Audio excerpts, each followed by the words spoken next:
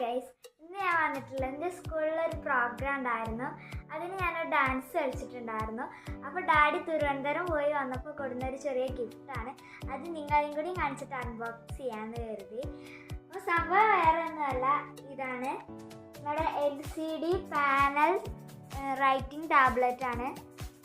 ഇതിപ്പോൾ എല്ലാവരും ഇപ്പോഴത്തെ ചിൽഡ്രൻസിൻ്റെ ഒക്കെ അടുത്ത് ഇതുണ്ടെന്ന് തോന്നുന്നുണ്ട്. ഇത് സാധാ സ്ലൈറ്റ് മാതിരിയല്ല, ഇതിൽ ലോക്ക് കണ്ടൻ്റൊക്കെ ഉണ്ട് എന്നാണ് പറയുന്നത്. അപ്പോൾ നമുക്കിത് അൺബോക്സ് ചെയ്ത് നോക്കാം. ഇത് അൺബോക്സ് ചെയ്യുമ്പോൾ ഇങ്ങനെ ഒരു കവറിലാണ് വരുന്നത്. അപ്പോൾ ഇത് ഇങ്ങനത്തെ ഒരു ബോർഡാണ്. ഇവിടെ ഒരു പെന്ന് വരുന്നുണ്ട്. ഇത് നമ്മൾ ബാക്കിൽ ഇങ്ങനെ പ്രസ് ചെയ്ത് കൊടുത്താൽ പെന്ന് ഓപ്പൺ ആയി വരുന്നതാണ്.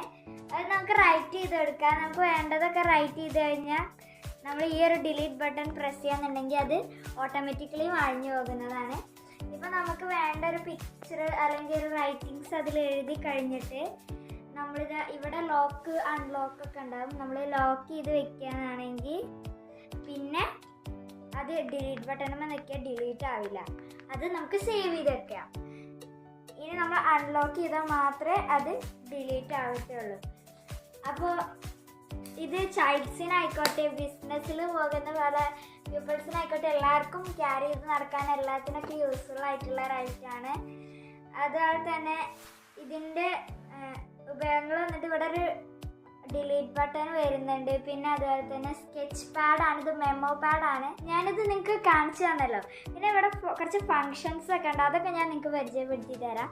ഫസ്റ്റ് ഫങ്ഷൻ വന്നിട്ട് ലോക്ക് ദ കണ്ടൻ്റാണ്.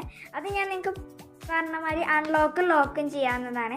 പല വിധത്തിലുള്ള റൈറ്റുകളും ഇത് അവൈലബിൾ ആണ്. ഇപ്പോൾ എൻ്റെ കയ്യിലുള്ളത് ഇത് 200 റുപ്പീസിനാണ്.